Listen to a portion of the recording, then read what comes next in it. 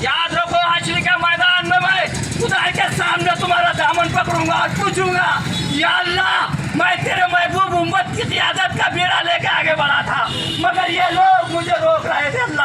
अल्लाह मैं जब पूछूंगा खुदा से, मैं जब बयान करूंगा, मैं फरियाद करूंगा अल्लाह के सामने। मगर याद रखो जब तक ये जिस्म में सांस है, वसीम किरमानी किसी जुल्म और जालिमों के सामने झुकेगा नहीं। वसीम किरमानी मजलूमों की आवाज़ है। एनसी के वार्ड नंबर 1 की जनता से मैं वसीमुद्दीन किरमानी आप सभी को मेरा प्यार भरा नमस्कार व सलाम। रियासत कर्नाटक के अंदर बिलखुसूस बदनज़ीर भारत में पार्लिमानी इंतखाबात चल रहे हैं। मैं वसीमुद्दीन किरमानी इस इंतखाबात में इंडिपेंडेंट अपना नामिनेशन डाला हूँ। मेरा इम्तियाजी निशान साइकिल में हवा भरते सो पंप है और मेरा सीरियल नंबर 17 है। 2 मशीन रहेंगे ईवीएम, दूसरी मशीन में पहला नंबर मेरा है।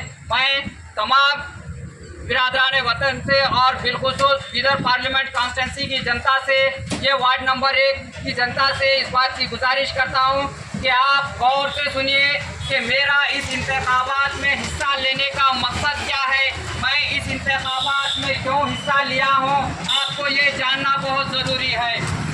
कई लोग आएंगे आकर कहेंगे कि हमको वोट दियो, हमको वोट दियो। देश की आज़ादी से अब तक हम लोगों ने कई बार कांग्रेस को वोट दिया तो कई बार बीजेपी को वोट दिया। हम बार बार इनको अपने झोलियां भर भर के वोट देते आए हैं, मगर ये हमेशा हमारे वोटों का गलत इस्तेमाल करे हैं। आज भी बीदर के अंदर सरकारी हॉस्पिटल की हालत देखो आप, काफ़ी खस्ता है। खाली इमारत बन गई है मगर उसके अंदर दवाएं नहीं है, खाली खड़ी के गोलियां देते हैं। जो भी भारी मेडिसिन रहती बाहर से खरीद कर लाओ बल्कि चिट्ठी में दे देते हैं। और सरकारी हॉस्पिटलों की टाइम पे डॉक्टर नहीं मिलता।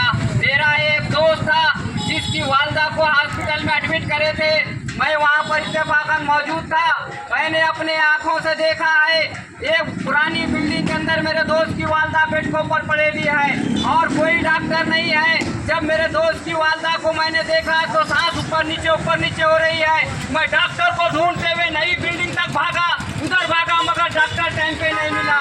मैंने डॉक्टर को ढूंढ के लाए तक मेरे दोस्त की वालदा की सांस ऊपर के ऊपर नीचे के नीचे।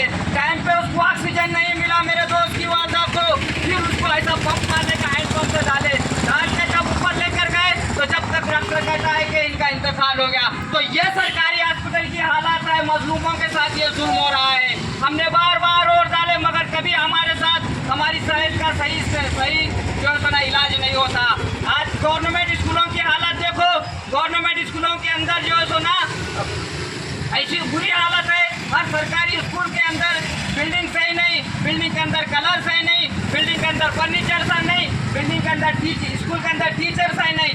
आज के हालात के हिसाब से कंप्यूटर दौर के बच्चे हो गए तो रेडियो के ज़माने के टीचर हो गए, तो कहाँ से मिलाप जमेगा।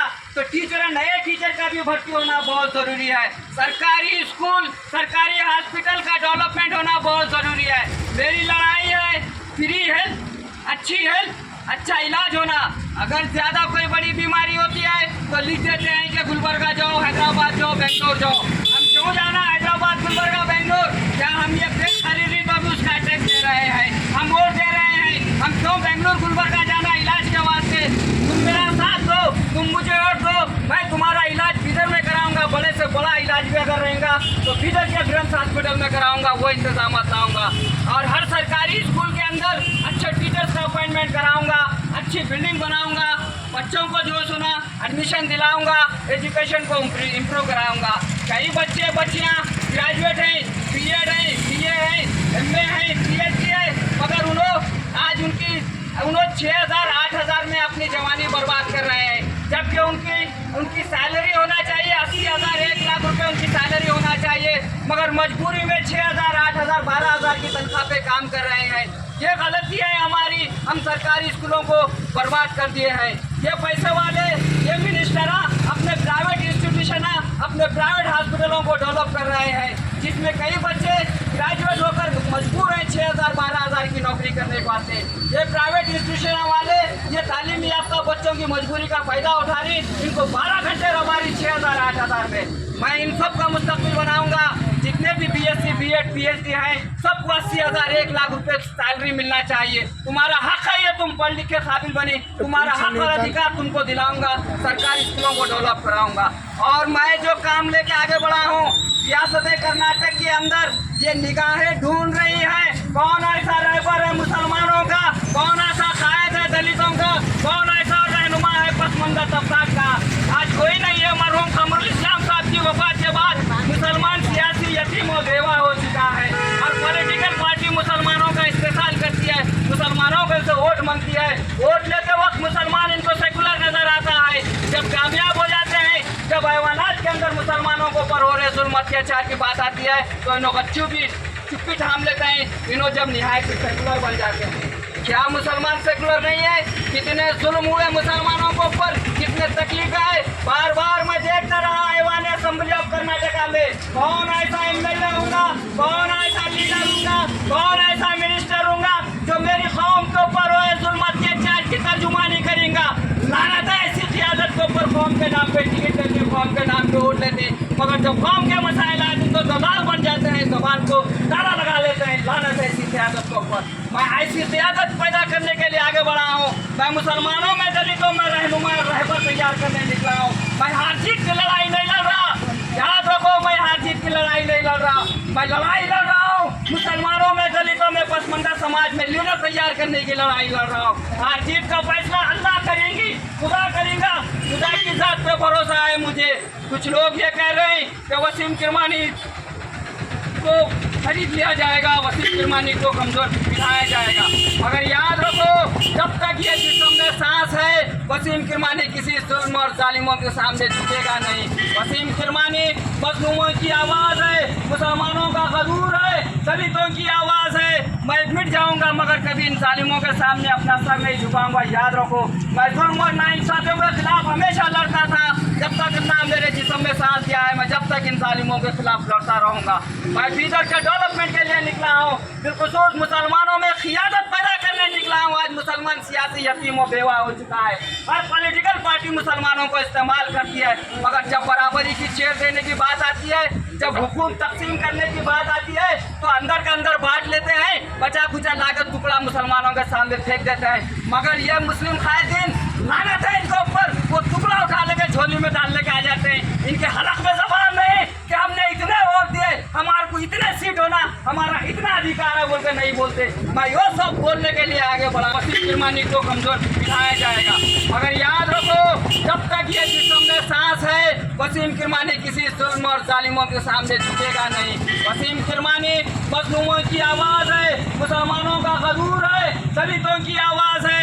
मैं मिट जाऊंगा मगर कभी इन जालिमों के सामने अपना सर नहीं झुकाऊंगा। याद रखो, मैं जुल्म और नाइंसाफियों के खिलाफ हमेशा लड़ता था, जब तक ना मेरे जिस्म में सांस दिया है मैं जब तक इन जालिमों के खिलाफ लड़ता रहूंगा। मैं बीदर के डेवलपमेंट के लिए निकला हूँ, बिलखुसूस मुसलमानों में क़ियादत पैदा करने निकला हूँ। आज मुसलमान सियासी यतीम और बेवा हो चुका है और पॉलिटिकल पार्टी मुसलमानों को इस्तेमाल करती है, मगर जब बराबरी की चेयर देने की बात आती है, जब हुकूम तकसीम करने की बात आती है तो अंदर के अंदर बांट लेते हैं, बचा खुचा लागत टुकड़ा मुसलमानों के सामने फेंक देते हैं। मगर ये मुस्लिम कायदीन लानत है इनके ऊपर, वो टुकड़ा उठा लेके झोली में डाल लेके आ जाते हैं। इनके हलक में जबान नहीं कि हमने इतने वोट दिए, हमारे को इतने सीट होना, हमारा इतना अधिकार है बोल के नहीं बोलते। मैं यो सब बोलने के लिए आगे बढ़ा हूँ। लाज रखो मेरी, तुम मुझे हार जीत के मुझ पर मत तोलो, तुम क़ियादत के इस पे तोलो। मैं कायद बनने निकला हूँ, कौम को एक लीडर देने निकला हूँ मैं। तुम मेरी याद रखो, मेरा साथ दो और अपनी आवाज़ को मजबूत करो।